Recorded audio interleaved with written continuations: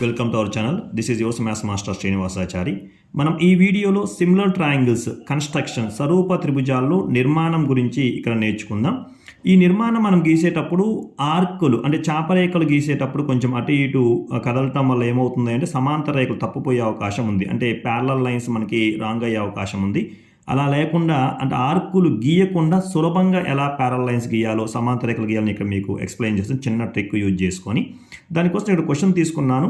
Construct a triangle ABC, AB equal to 5.5 centimetres, angle B equal to 50 degrees and AC equal to 6.5 centimetres. Then construct a triangle similar to it whose sides are 3/5 times of the corresponding sides of the first triangle. దీని తెలుగులో చెప్పుకుంటే మనం ఒకసారి AB equal to 5.5 సెంటీమీటర్లు, angle B equal to 50 degrees మరియు AC equal to 6.5 సెంటీమీటర్ల త్రిభుజాన్ని నిర్మించి ఈ త్రిభుజానికి అనురూప భుజాలు 3/5 రెట్లు ఉండే విధంగా మరొక స్వరూప త్రిభుజాన్ని నిర్మించండి అని చెప్పని అంటారు.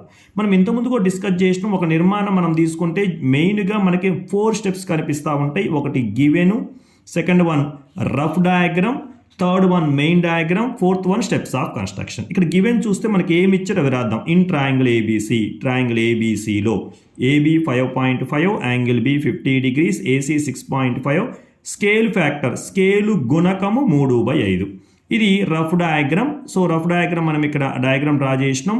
3/5 ఇదేంటిది ప్రాపర్ ఫ్రాక్షన్ కాబట్టి మనకు వచ్చిన స్వరూప త్రిభుజం దీనికన్నా చిన్నగా మనం చూసినాం. కే వాల్యూ స్కేల్ ఫ్యాక్టర్ వాల్యూ <1 కాబట్టి ట్రయాంగిల్ లోపల వస్తుంది. <1 అంటే ట్రయాంగిల్ బయట వస్తుంది. అది ఇంకొక వీడియోలో మనం అబ్జర్వ్ చేద్దాం. సో ఇది రఫ్ డయాగ్రామ్. ఇది టోటల్గా. ఇప్పుడు మనం మెయిన్ డయాగ్రామ్ ఎలా గీయాలో ఒకసారి జాగ్రత్త అబ్జర్వ్ చేద్దాం. ఇక్కడ నేను స్కెచ్ పెన్లు గీస్తాను. జనరల్గా మీరు ఏంటంటే ఎగ్జామ్లో స్కేలు పెన్సిల్ మాత్రమే యూజ్ చేయండి, స్కెచ్ పెన్స్ అనేవి యూజ్ చేయొద్దు. ఇక్కడ మీకు అట్రాక్టివ్గా కనబడటం కోసం నేను ఇలా ఈ మార్కర్స్ అనేవి ఈ స్కెచ్ పెన్స్ అనేవి యూజ్ చేస్తున్నాను. మీరు మాత్రం ఓన్లీ సైడ్ ఎడిటింగ్స్ కానీ వేటికైనా కానీ ఏం యూజ్ చేస్తారంటే పెన్సిల్, ఈ డయాగ్రామ్స్ వరకు పెన్సిల్ యూజ్ చేయండి. ఇవన్నీ కూడా మనకి బ్లాక్, బ్లూ పెన్ అనేవి, బాల్ పాయింట్ పెన్ అనేవి యూజ్ చేయండి. ఓకేనా? రైట్, మనకి ప్రాబ్లంలోకి వెళ్ళిపోదాం. ఇప్పుడు మనం మెయిన్ డయాగ్రామ్కి వెళ్దాం. ఇక్కడ మనకి triangle ABC, AB equal to 5.5, angle B equal to 50 degrees, AC 6.5, scale factor scale గుణకం 3/5. సో మనం ముందు ట్రయాంగిల్ డ్రా చేయాలి. ట్రయాంగిల్ తర్వాత ఈ స్కేల్ ఫ్యాక్టర్ స్కేలు గుణకం ఆధారంగా స్వరూప త్రిభుజం నిర్మించాలి. మనం చూస్తే ఏబీ సైడ్ గీద్దామా, ఏసీ సైడ్ గీద్దాం డౌట్ వచ్చింది. యాంగిల్ బి ఇచ్చారు కాబట్టి పక్కా ఏబీ సైడ్ గీయాల్సిందే. ఒకవేళ యాంగిల్ ఏ కానీ ఇచ్చుంటే ఏది గీసినా కానీ నో ప్రాబ్లం. ఓకే, ఇంక ఇప్పుడు చూద్దాం. సో ఫస్ట్ నేను ట్రయాంగిల్ గీస్తాను. ట్రయాంగిల్ కోసం ఏబీ సైడ్ని గీసుకుంటున్నాను. సో ఏబీ సైడ్లో వచ్చేసరికి ఎక్కడి నుంచి అడిగేయాలి మనం? 6.5, 0 నుంచి స్టార్ట్ చేయాలి కంపల్సరీగా. నేను మీకు అర్థం కావటం కోసం ఇక్కడ మార్కర్తో ఈ స్కెచ్ పెన్తో గీసుకుంటున్నాను. జనరల్గా అయితే మీరు ఎగ్జామినేషన్ పాయింట్ ఆఫ్ వ్యూలో కంపల్సరీగా స్కేలు పెన్సిల్ మాత్రమే యూజ్ చేయండి డయాగ్రామ్ కన్స్ట్రక్షన్ అప్పుడు. సో 5.5, 0 నుంచి 5కి 6కి మధ్యలో ఉన్న మిడ్ లైన్ వరకు అండి 5.5. సో ఇక్కడ లేబుల్ ఇద్దాం ఏబి. నెక్స్ట్ మనం ఏం చేయాలండి? యాంగిల్ బి డ్రా చేయాలి. బి దగ్గర మనం ప్రొట్రాక్టర్ చూసుకొని జాగ్రత్తగా ఇక్కడ మనకి ఈ పాయింట్ దీంతో కోయిన్సైడ్ కావాలి. ఈ బేస్ లైన్ 0 రేఖ 0 లైన్ అంటాం దీన్ని. ఈ మన లైన్తో కోయిన్సైడ్ కావాలి. సో ఇలా పెట్టేసినాం. ఇలా పెట్టేసినప్పుడు మనకి A0 ఒక 2 zeros ఉంటాయి. దీన్ని అవుటర్ 0 అంటాం, దీన్నేమో ఇన్నర్ 0 అంటాం. ఈ 0 వచ్చింది కాబట్టి ఇటువైపు ఉన్న మెజర్మెంట్సే తీసుకోవాలి. ఎక్కడంటే అది కరెక్ట్గా 50 degrees కాబట్టి బయట స్కేల్ ఆధారంగా 50 దగ్గర డాట్ పెట్టేసుకుంటాం. 50 దగ్గర డాట్ పెట్టేసుకొని దీన్ని మనం ఇప్పుడు ఎక్స్టెన్షన్ చేద్దాం. ఎలా ఎక్స్టెన్షన్ చేద్దాం జాగ్రత్తగా ఒకసారి ఇలా ఎక్స్టెన్షన్ చేద్దాం. ఎంతవరకైనా దీన్ని బిఎక్స్ రే అని చెప్దాం. బిఎక్స్ రే. ఓకేనండి. సో యాంగిల్ బి దగ్గర నేను 50 degreesతో గీసిన దీన్ని బిఎక్స్ రే అంట. ఇక నెక్స్ట్ మిగిలిన ఒకే ఒక మెజర్మెంట్ ఏంటిదండి?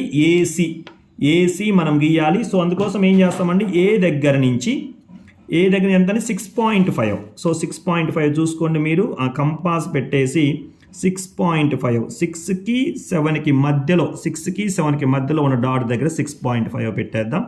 దీన్ని కట్ చేద్దాం 6.5. సో ఇప్పుడు ఇదేమవుతుందయ్యా అంటే సి అవుతుంది. ఇదేమవుతుందండి? సి అవుతుంది. ఇప్పుడు మనం ఏని సిని జాయిన్ చేద్దాం. ఏని సిని ఏం చేద్దామండి?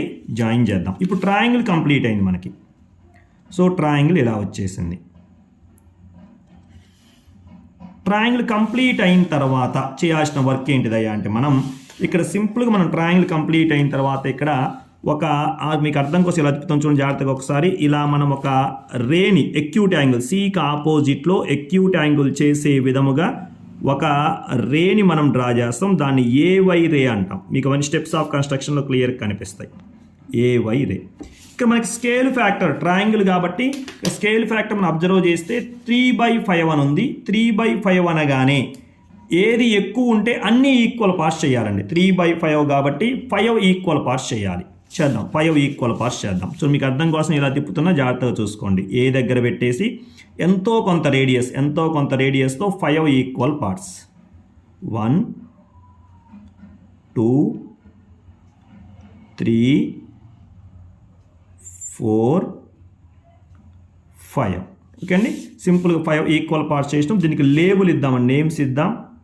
A1 A2 ఈ పాయింట్ని A3, this point is called A4, the last point is A5. Next మనం చెక్ చేయాల్సింది స్కేల్ ఫ్యాక్టర్. స్కేల్ కొనుక్కుని డినామినేటర్ ఏముంది 5 ఉంది కాబట్టి 5ని జాయిన్ చేయాలి. A5ని మనం దీనికి జాయిన్ చేయాలి. జాయిన్ చేద్దాం. A5ని జాయిన్ చేద్దాం. ఇంక ఇక్కడే మనకు వచ్చేటటువంటి ట్రిక్ జాగ్రత్తగా చూసుకోవాలి. ఇక్కడ మనం పైన న్యూమరేటర్ A3 ఉంది కాబట్టి A3 దగ్గర దీనికి ప్యారలల్ లైన్ మనం డ్రా చేయాలి. A3 దగ్గర ఎలా డ్రా చేస్తాం మరి? A దగ్గర ప్యారలల్ లైన్ అంటే మీరు సింపుల్గా ఏం లేదండి, ఇలా తిప్పేసి మీకు ఆర్కులు డ్రా చేస్తాం. ఇక్కడ మనకి ఒక 3 టైప్స్ ఆఫ్ మోడల్స్ ఉంటాయి. ఇంతకుముందు డిస్కస్ చేసిన ఒక కన్స్ట్రక్షన్లో ఆర్కులు డ్రా చేసి సేమ్ రేడియస్తో మనం ఇక్కడ A5 దగ్గర ఒక ఆర్క్ డ్రా చేస్తాం, A3 దగ్గర ఇంకో ఆర్క్ డ్రా చేస్తాం, మళ్ళీ ఈ ఆర్క్ లెంత్ మెజర్ చేసి A3 నుంచి కట్ చేస్తాం. ఇలా చేసేటప్పుడు మనకి కంపాస్ కొంచెం కదిలినా కానీ ఏమవుతుందంటే రాంగ్ పోయే అవకాశం ఉంది. ఇక్కడ మీకు ఇంకొక సింపుల్ మెథడ్ చెప్తా. ఏంటంటే అది దీన్ని మనం ఇలా తిప్పేసుకొని సింపుల్గా ఇలా మెజర్ చేసుకుందామండి. A3 దగ్గరికి ఇవ్వాలి. నేను A దగ్గర పాయింట్ పెట్టేసిన. మీకు ఇంతకుముందు డిస్కస్ చేసినాం. ఈ ప్యారలల్ లైన్స్ అంటే సమాంతర రేఖలు, గ్యాప్ సేమ్ ఉండాలి. మరి ఇక్కడ చూస్తే మనకి ఇక్కడ ఇప్పుడు అబ్జర్వ్ చేసినప్పుడు కొన్ని గ్యాప్స్ ఏముందా, క్రాస్ కనిపిస్తుంది. ఈ లైన్స్ ఉన్న స్కేల్ తీసుకొని మీకు ఈజీగా అర్థమవుతుంది.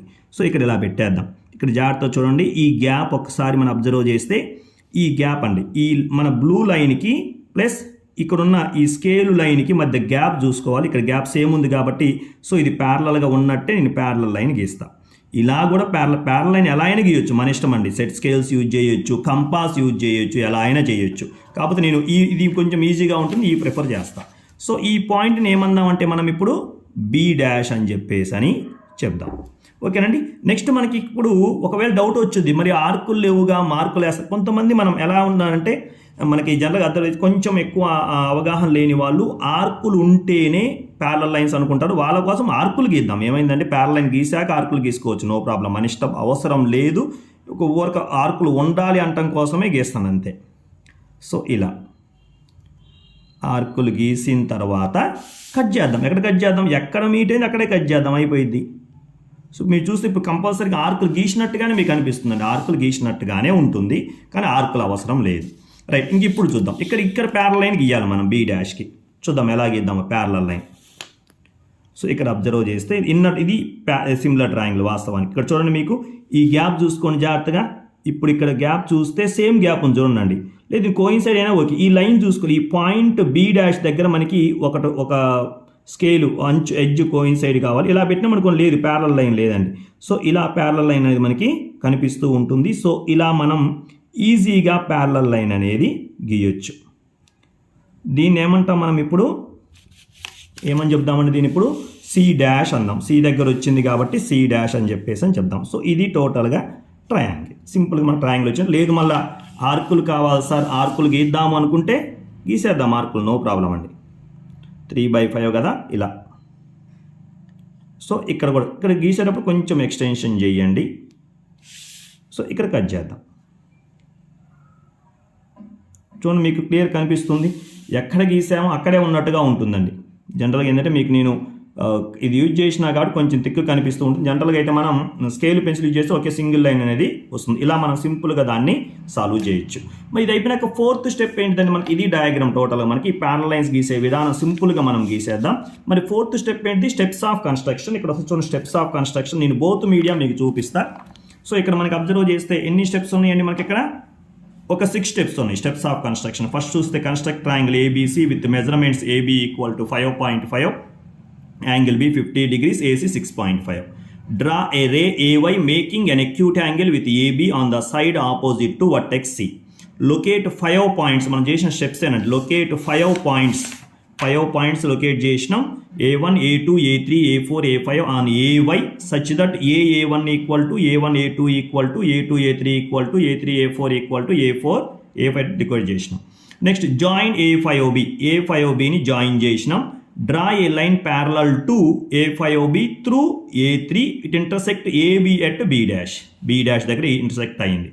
Next draw a line through B which is parallel to BC, intersect AC at C dash. So triangle AB dash C dash is the required triangle with scale factor 3/5 అని చెప్పేసి మనం చెప్పవచ్చు. ఇది టోటల్ కన్స్ట్రక్షన్. తెలుగు మీడియం కూడా ఉందని Telugu medium ఒకసారి చూసుకొని జాగ్రత్తగా స్టెప్స్, మీకు స్టెప్స్ ఆఫ్ కన్స్ట్రక్షన్ రాస్తే కంప్లీట్ అయినట్టే. AB 5.5 సెంటీమీటర్లో, యాంగిల్ B 50 degrees, AC 6.5తో ట్రయాంగిల్ ABC నిర్మించితిని. ఏబీతో మనం ఏమైతే చేస్తామో అదే రాస్తామండి. ఏబీతో అల్పకోణం చేయనట్లు ఏ వద్ద ఏవై కిరణాన్ని గీచితని సికి వ్యతిరేకంగా ఏవైపై A1, A2, A3, A4, A5 అను బిందువులను A1 equal to A1, A2 equal to A2, A3 equal to A3, A4 equal to A4, A5 అగినట్లు గుర్తించేదని. A5, Bని కలిపితని A3 గుండా A5Bకి సమాంతర రేఖను గీచి ఈ రేఖ ఏబీని ఖండించు బిందువును B డాష్ అని గుర్తించేదని. B డాష్ గుండా BCకి సమాంతర రేఖను ఏసీని గీచి C డాష్ వద్ద ఖండించున్నట్లు మరొక రేఖను గీచేదని. Triangle A B dash C dash అనేది ట్రయాంగిల్ ABCకి 3/5 స్కేలు గుణకంతో గీచిన సరూప త్రిభుజం. ఇది టోటల్ మనకి 6కి 6 మార్క్స్ అనేవి పడతాయి. ఇది సో మళ్ళీ ఒకసారి చెప్తున్నా, డయాగ్రామ్ మీరు పెన్సిల్తోనే గీయండి, డోంట్ యూజ్ స్కెచ్ పెన్సిల్. మీకు అట్రాక్టివ్ అంటే థిక్ లైన్ కోసం ఇలా గీయాల్సి వచ్చింది, మీరు మాత్రం పెన్సిల్తోనే గీయండి. ఇది ఈ వీడియో. నెక్స్ట్ వీడియోలో మనం ఏం చేద్దామంటే ఔటర్ ట్రయాంగిల్ అంటే ఇంప్రాపర్ కానీ మిక్స్డ్ ఫ్రాక్షన్ కానీ మిశ్రమ భిన్నం కానీ అపక్కన భిన్నం ఇచ్చినప్పుడు ఎలా చేయాలో అప్పుడు చూద్దాం. Thank you very much. Master Srinivasachari ఛానల్ను సబ్స్క్రైబ్ చేసి లైక్ చేయండి.